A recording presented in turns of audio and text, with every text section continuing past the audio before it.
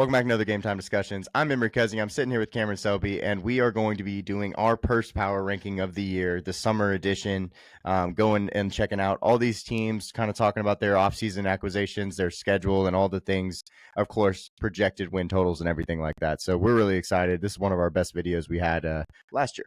Yeah, and maybe we could have done this a couple weeks prior to the draft, but at the end of the day, nothing is changing from the end of the draft to start of training camp, which is going to be in July. So at the end of the day, this is what it would have been a couple weeks ago. And yeah, it's a whole lot of fun to rank.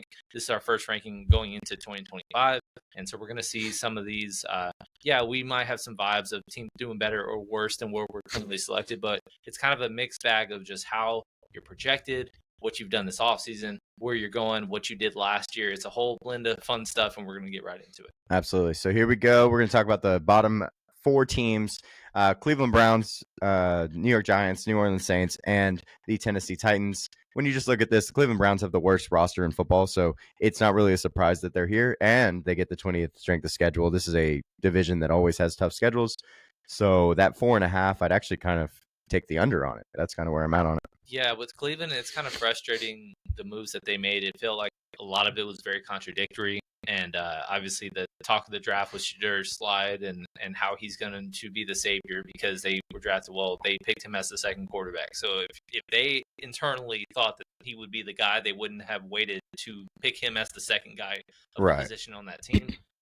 Yeah, so it's just a whole lot of bad. They're stuck with the Deshaun Watson contract. They're just kind of going to go out.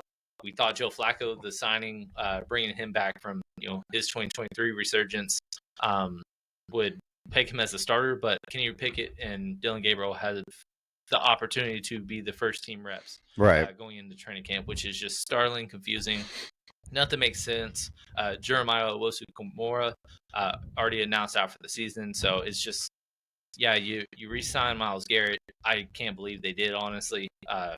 I thought he would have stood his ground a little more, but yeah, it just feels like this is a year where they're just going to struggle and just be right on this slide most of the season. Yeah, they need to improve at every position. That's the problem, except for maybe running back. And at this point, because they got 2 running backs in the draft, that's the only position I don't think they need improvement on. But everywhere else, I'm like, holy hell, this team is a little nerve-wracking for sure. The Giants are the reason the Giants are on this board is because they have the 32nd strength of schedule, and that's like otherwise they could be much higher. It's just the fact that their talent is good. Their schedule is really, really tough. They have the gauntlet of a schedule. So that's why they're through the first 13 games of the season. They will be favored in one game, maybe, and that's at New Orleans, who's on this slide. Which would anybody be shocked if New Orleans ended up winning that game at home? No. I don't expect New Orleans to be winless, even though we don't expect them to be very, very competitive this year. But yeah, it's just, hey, we like some of the moves that they made. They honestly have a top 5 at this point defensive line to me. So that it's always good when you have one of the best position groups in some way, shape, or form that really kind of helps enhance your team.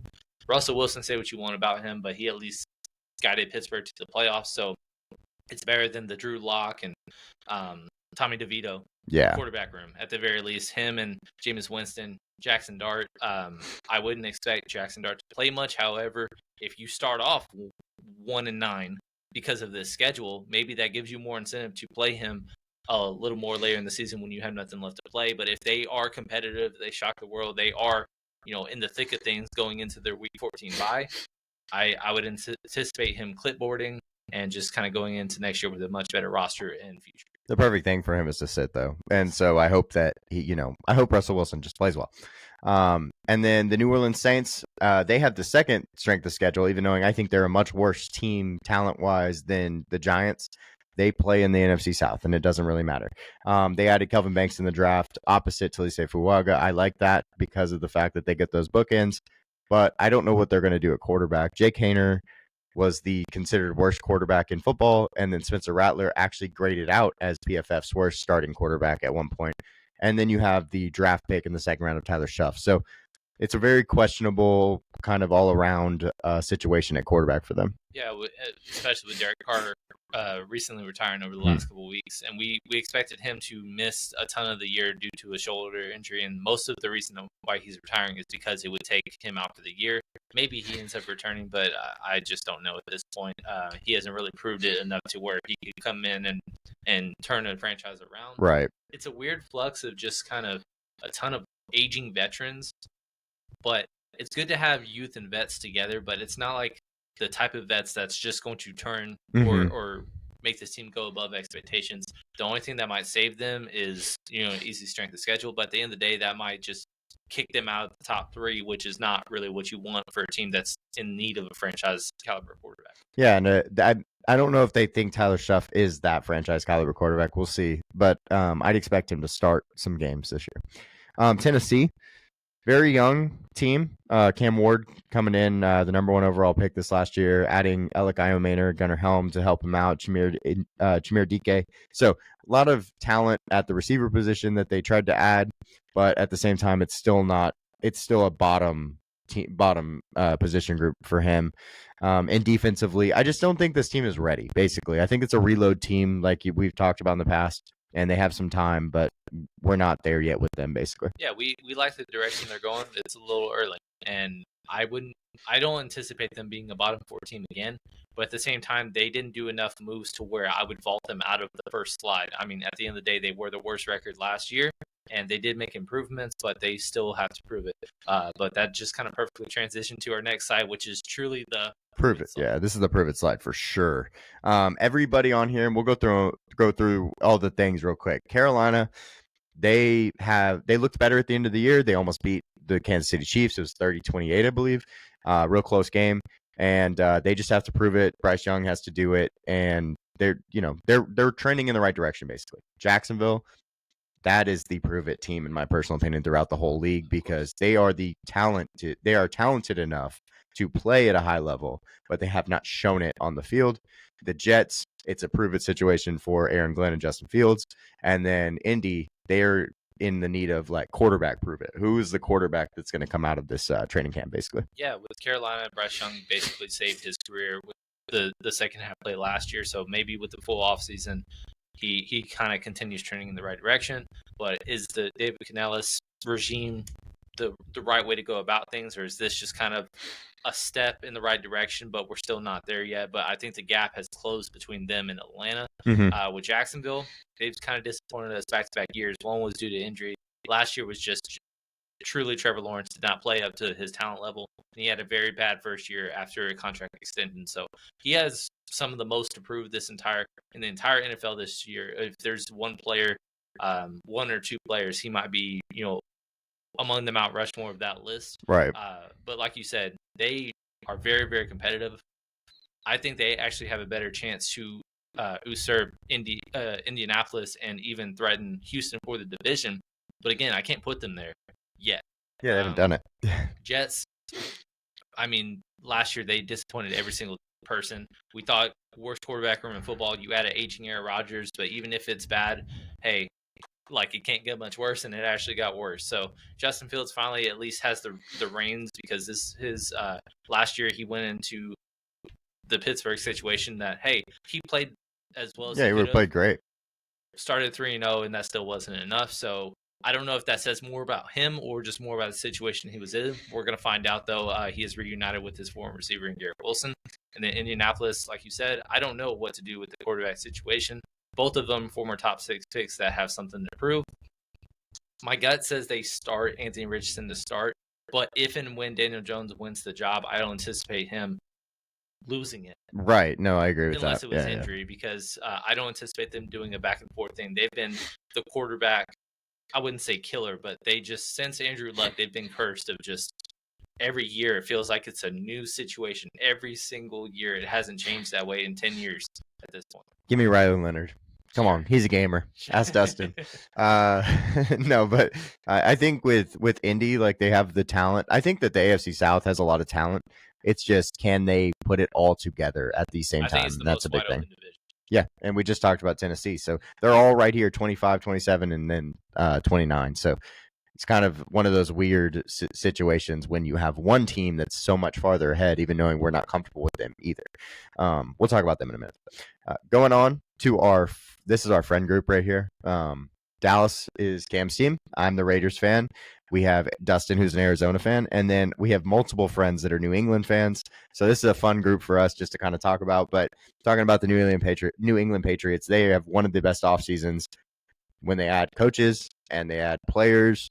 And I think that, they're trending in the right direction. So I think that they have the biggest chance to make the biggest step up, but they are also a last slide at the end of last year. So making them go way higher than this would be really hard for us. They were, less than 2 weeks away from having the number one pick themselves. So right. They did make improvements. They had we said going into last year, 2024 was going to be a transition year for the Patriots, and they basically just re-signed the guys they wanted to and didn't really bring in anybody for improvement, which is totally fine and okay as long as you're going in the right direction the following season. They did just that. That was my favorite coaching hire, and Mike Vrabel returned to New England where he spent multiple years as a Patriot, as a player, rather. And yes. I just anticipate with that, the easy strength of schedule, they're just going to vault into jumping into the wild card contenders. I think obviously Buffalo is the clear favorite in this division, but it's wide open after that. And I feel like I wish less people were optimistic about them, because I feel like we were early on them, jumping into that threshold.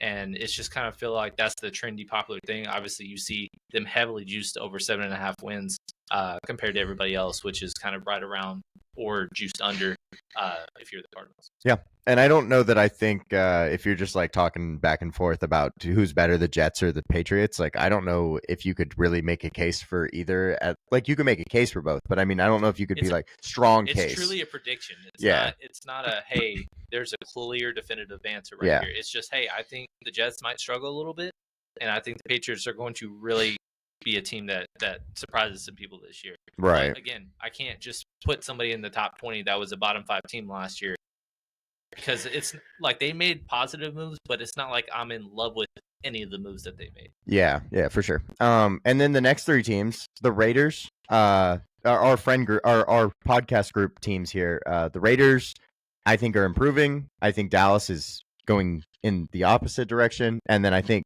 Arizona is the most confusing team in the NFL, because I think they can win any game at any time, but they can also lose any game at any time. They don't beat who they're supposed to and lose to who they're supposed to. The Raiders might be the best, worst, or 4th place team. Yes. Absolutely. If they were in either South, the AFC or NFC South, I might even pick them to win the division. Honestly, they have honestly a very, very good offensive line.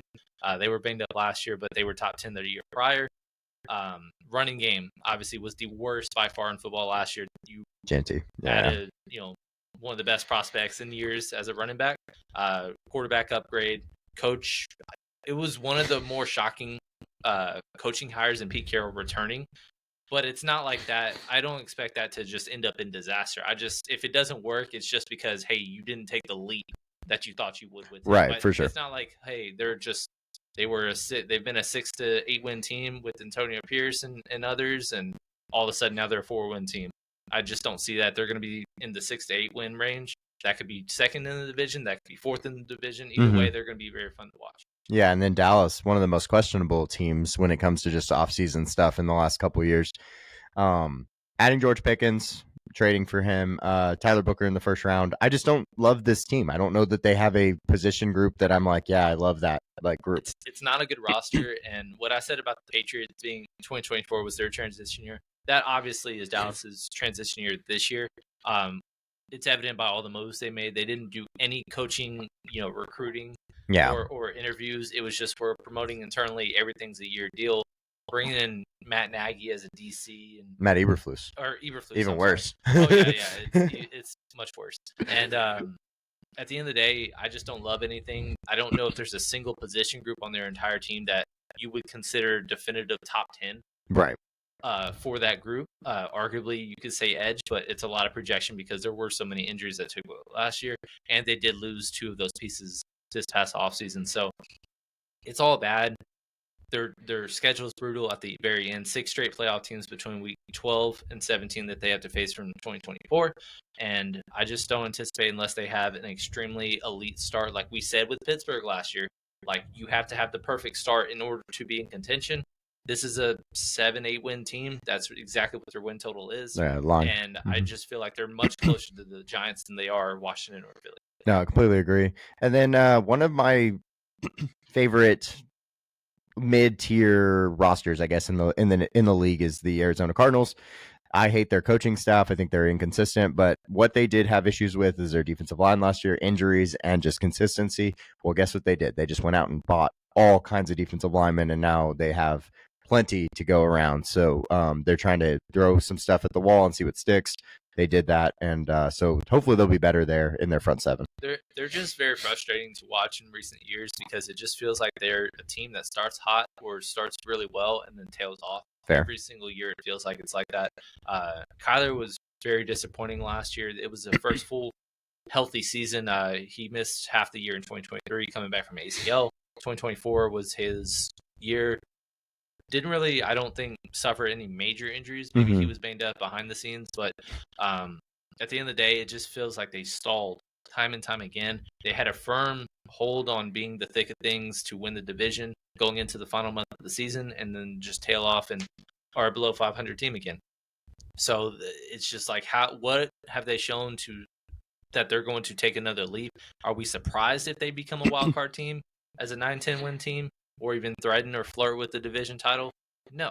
Right. But at the same time, they're the only team I think can either finish first or fourth in this division. Everybody else, it's like they're either first or second or third. They're first, second, third, or fourth. Like they have the biggest range of outcomes in this division. That's why they're right here. It doesn't mean that we like them less than Seattle or expect them to finish worse than them or even San Francisco. But at the end of the day, they've done it in spite of their issues. Arizona, you've had time and time again to where you can just have the opportunity to grasp hold of it, and you just have not. And so I just need you to prove. Yep, a lot of question marks, but always fun to watch an Arizona game, to say the least, unless they decide not to throw the ball to their best players. And then this range is interesting. I think we're down on Miami, Pittsburgh, and Seattle. They're just here because we couldn't put them lower, I feel like, and we're kind of down on them.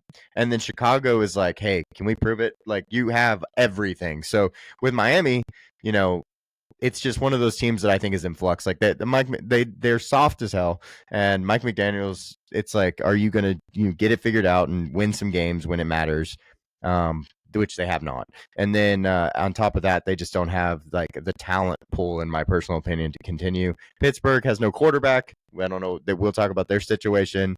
And then Seattle, they're just, I don't know how to feel about them. That's one of the, they're just hard to figure out. So this whole slide is just, I don't know what to do with you. Right. With this range is... Maybe we feel better about Chicago than we do the other three, but it's just like Miami, all of a sudden now you have the worst roster in the division. Mm-hmm. Quarterback, I don't predict or wish for injuries by any means, but it feels like you're legitimately one concussion away from retirement for Tua, and then it's a big drop off from there. Mike McDaniel, time and time again, you're the coach to not get him over the hump. So if you start off slow, I wouldn't be shocked if he's like a mid-season coach firing. Sure, yeah. Tyreek Hill, the surprising situation at the end of the year where he's just kind of asking for a trade essentially right in the locker room post game in week 18. Crazy. That hasn't really resolved itself, but that doesn't mean that, hey, all is well and happy galore. That could just be it's just going to bleed into the season. And if it's a slow start, he's going to be verbally, assaulting the team. Sure. To say the least. And it's just going to be bad. They lost their entire secondary, a lot of vets, offensive line retirements and departures. I just don't know what to do with them. I'm honestly shocked that they're juiced so heavily as an over of 7.5. I thought it'd be like a pick 'em. Yeah. But at the end of the day, like they could finish, they could completely bottom out, but they could also flirt with 10 wins and just be a first round exit like we've seen in recent years. Pittsburgh is the lowest ranked playoff team that we have. They just botched this is the first true offseason that I can remember that they truly had a bad offseason. They botched the quarterback situation, Justin Fields and Russell Wilson on reasonable deals elsewhere. They didn't attack one in the draft like many thought they would. They just kind of ended up saying, "Hey, Mason Rudolph, you're our guy. Maybe we'll take a flyer on Will Howard, see what happens." And you're just kind of there. You have to give a solace that, hey, we've seen Duck Hodges in playoff games. We've seen Mason Rudolph in playoff games. So they could still inherit 7 to 9 wins because of the fact that their defense is top 5. Yeah. But they just feel like they're going to be the ugliest watch this year unless something shocking happens. For sure. Chicago adding everybody to their offense, which was good, including their coach, is a big offensive mind. So we see, them trying to make Caleb Williams' sophomore year a better situation. Now they just have to put it together. They have the reason they're this low is because they have the 30th ranked strength of schedule, but without that, we'd be very comfortable saying they could get 10 wins. They had a very awesome offseason. Added 3 offensive linemen that have Pro Bowl experience, and then defensive line wise, they added really two strong pieces. Yeah, draft, can't really complain about it. They added 2 skill players to help Caleb. So Caleb, you all of a sudden have a above average offensive line. You got top 12 caliber weapons that could end up being top 5 depending on how much or how many of them hit their true ceilings. So they should expect improvement. I don't know how soon and how quickly it can happen. Right. But I wouldn't be shocked if they turned it around as much as they did. It is a wide open division, but it is all of them have very, very tough schedules, and they could end up just beating up each other. And maybe this year we don't get 3 12-plus win teams. We just get, 2 playoff teams. They're both going to be 10 wins. And Chicago, if they're not one, that doesn't mean I would consider them a disappointment this year. Right. Seattle Seahawks, the most mad team in football. Not sure what to do with them. Making weird situations like bringing Sam Darnold in and moving. I don't know if you said this earlier, but is it lateral better or worse? I don't know. Honestly, I don't really. It really don't care. Funny enough, that's Seattle. Like the Cooper Kupp, I don't even want to watch them. The Cooper Kupp, the Marcus Lawrence moves. Yeah. It just doesn't. It's puzzling based on the other moves that you've made, but you're still good. Sure. 10 wins last year. You didn't make the playoffs because of surprisingly there were more than 3 wildcard teams that had have 10 wins. Yeah. But at the end of the day, they're just you're good. Yeah. I'm probably gonna be wrong against the spread on them every single week this year. They're just a team that's right in the middle, and they're just gonna stay there. Yeah, absolutely. And then going over to the 16 through 13 range, Atlanta is so we'll talk about the 2 middle teams in a second together, kind of, because they're just weird. But Atlanta, new quarterback situation with Michael Penix coming in and starting over Kirk Cousins most likely. They have the receiving core. They actually, being in the NFC South, it makes a lot of sense that they could win it. It's just, can they put it together? And we've been waiting for them to put it together. But I like their O-line. I like what they did on defense. I think that they're ready to make a push. Yeah, and we've seen them just time and time again since Drew Brees retired. Just them in Tampa Bay, they stay close enough, and then Tampa Bay pulls away at the end. This year, it's kind of going to be the same. But hey, does Michael Penix put you over the top? Does Bijan just kind of go nuclear, and that's the reason that you get there? They're just a team that's really good, and you just are waiting and seeing if they do make that leap, like you said. We've seen Baker do that before. We've seen Tampa Bay in general do that, right? Especially recently. So it's just hey, you're clearly close enough, but I need you to take that next step. And we're going to find out because they do have a late game head-to-head in the end of the season that's probably going to decide the division. And then the next one is the 49ers. The 49ers have the reason they're this high is because of their first overall ranked strength of schedule. They're not necessarily this talented as a roster, but their strength of schedule gives them the opportunity to win 10 games pretty easily, in my opinion. With that being said, Brock Purdy got signed this offseason, extended this offseason, so he's coming back, obviously, but they do have some serious holes. Defensive line is awful. They added 3 rookies. All 3 rookies might start for them. Yeah, with San Fran, like you said, perfectly strength of schedule is why they're this high. Otherwise, they might be in the 20s. They had a bad offseason. At the end of the day, they lost a lot. They're kind of aging out. Contract-wise, things aren't working out like they had hoped they would. They moved on from Debo. Brandon Ayuk, first year off an extension, tears his ACL. They did extend George Kittle. It is warranted, but we have seen him struggle to stay on the field because he just goes all out every single play.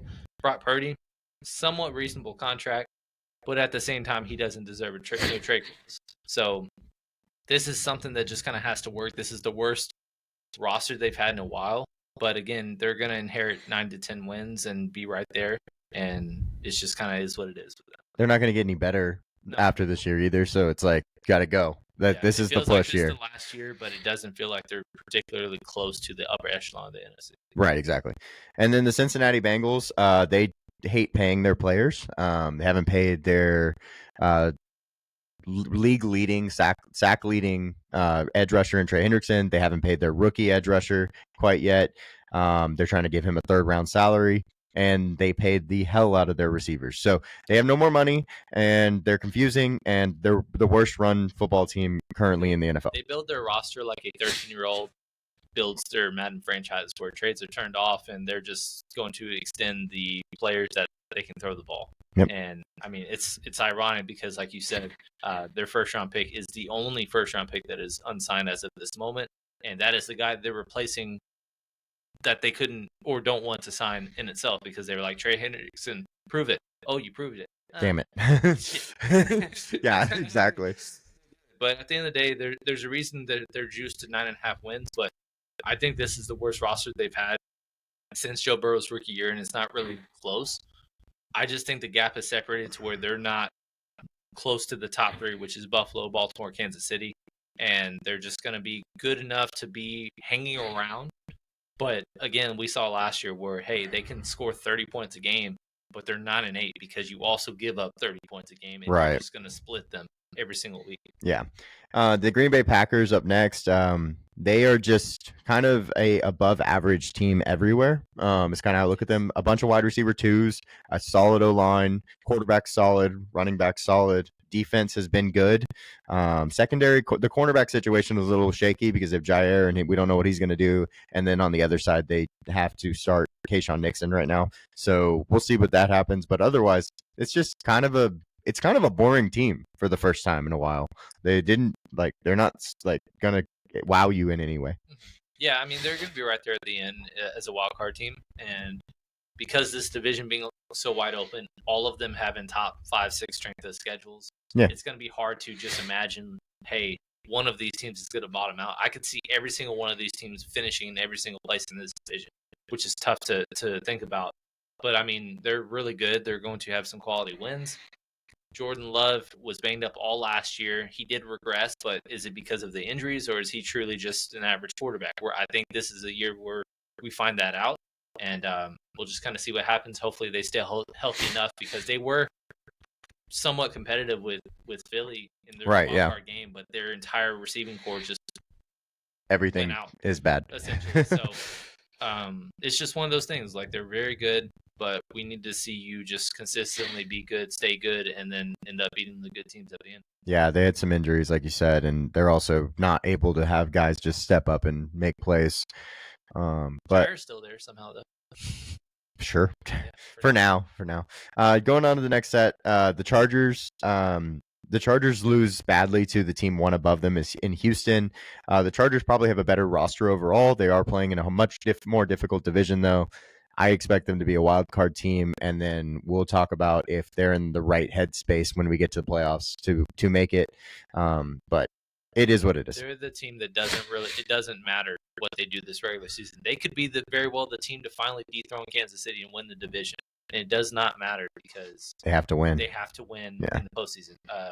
Justin Herbert had more interceptions in the playoff game than he did the entire season.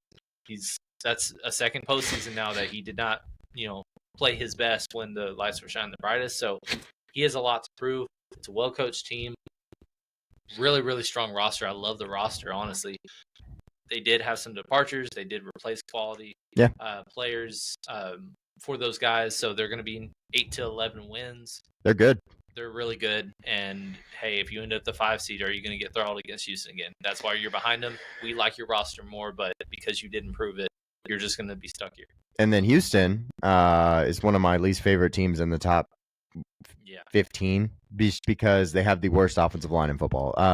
They added players to their offensive line. It did not matter because they also just it's literally throwing stuff against the wall and seeing what sticks. Like I've said before, like they just don't have enough guys to make us excited about this team on their O line. Their defense is really good, but it doesn't matter if you can't run the ball or block for CJ Stroud. Yeah, in our initial rough draft, we had them in the top 10. But if you have the single worst unit of a specific position group in the entire NFL, you can't be a top 10 team Right. to me. And so because of them being so bad on the offensive line, this is going to come back to like how they were in 2023. And if they win, they're going to win because of CJ Stroud's play.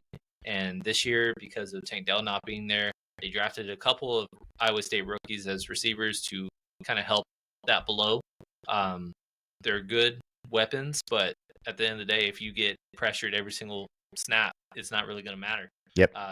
So with that being said, they're good on defense. They're a good skill group, but offensive line, which is one of the most important things, is just not there. So that's what makes them one of the most vulnerable division winners from last year. Yep. And then Tampa Bay they have a gamer, and that's all that matters, really. So, Baker Mayfield helps them go.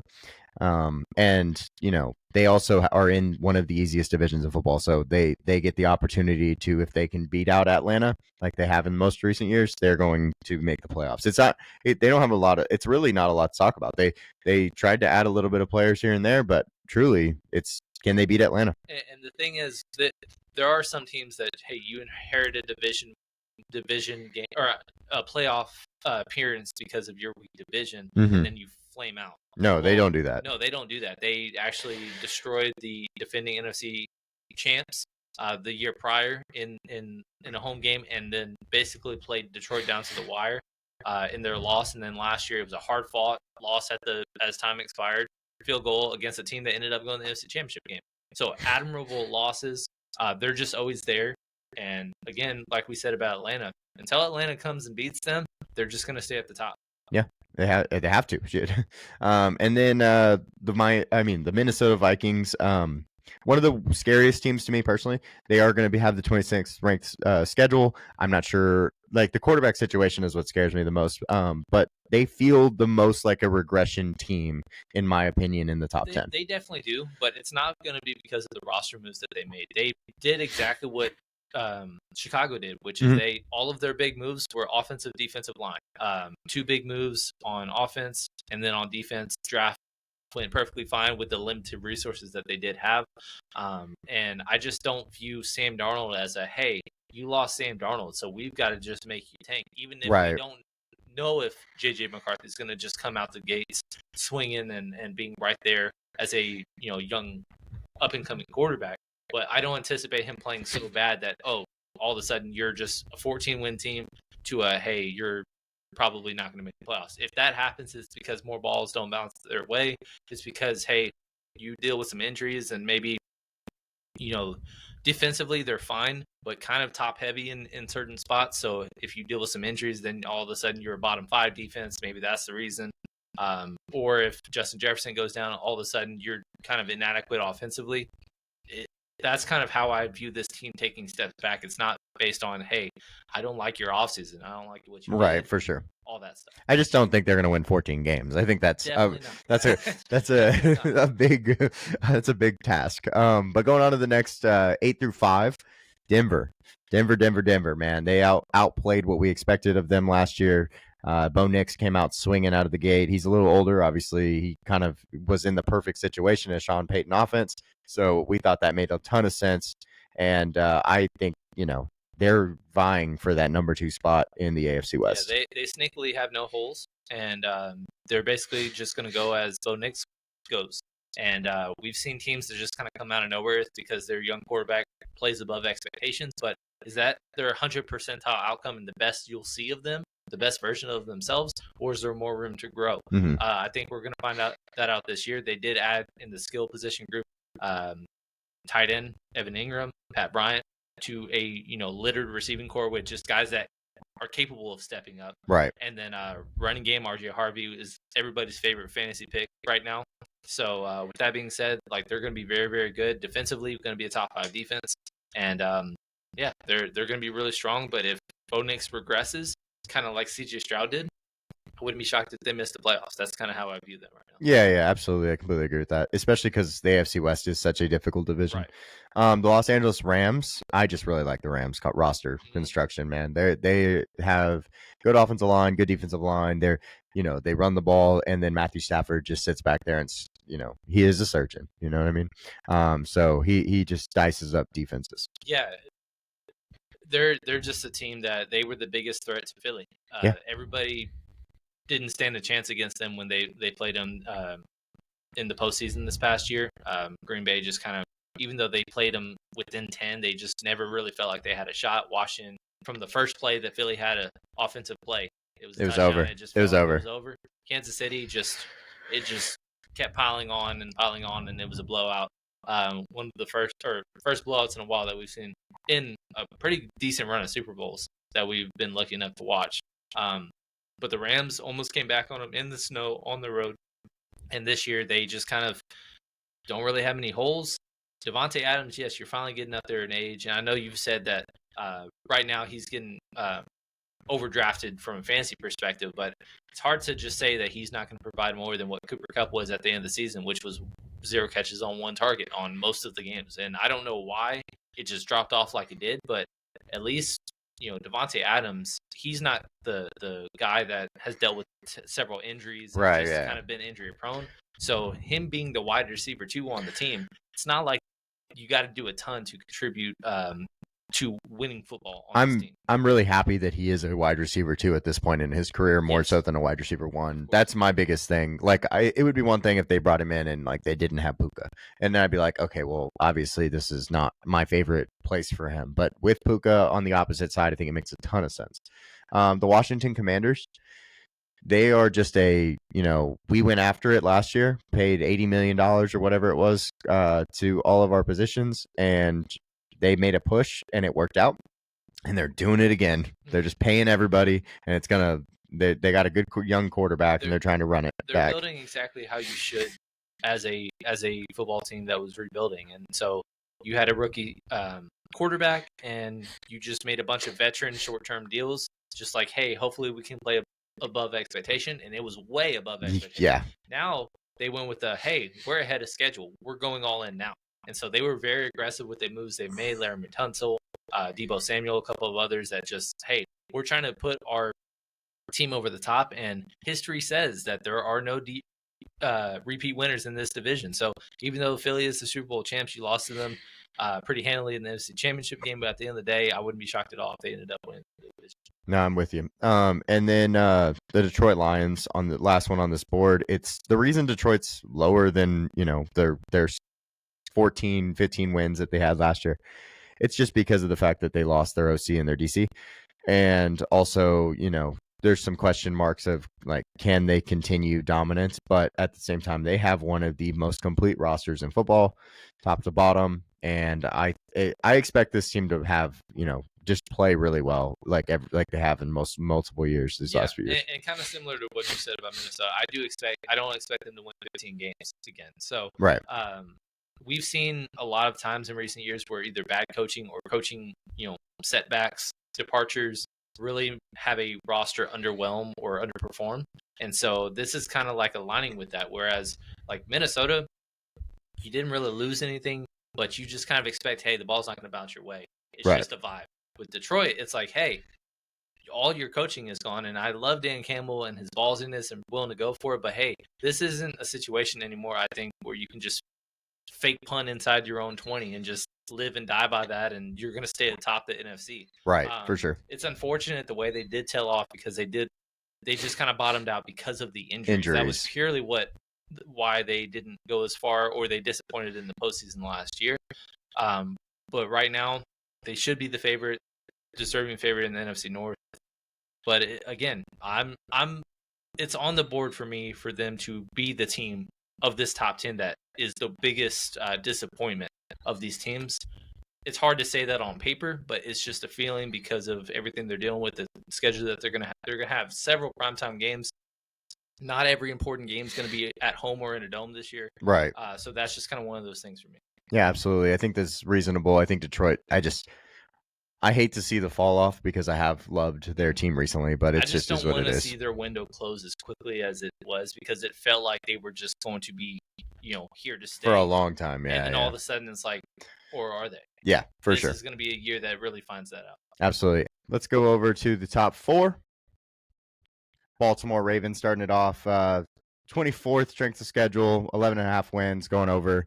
Baltimore is a bunch of people's favorites to win the Super Bowl, and it's warranted. They just haven't done it yet, so we'll see.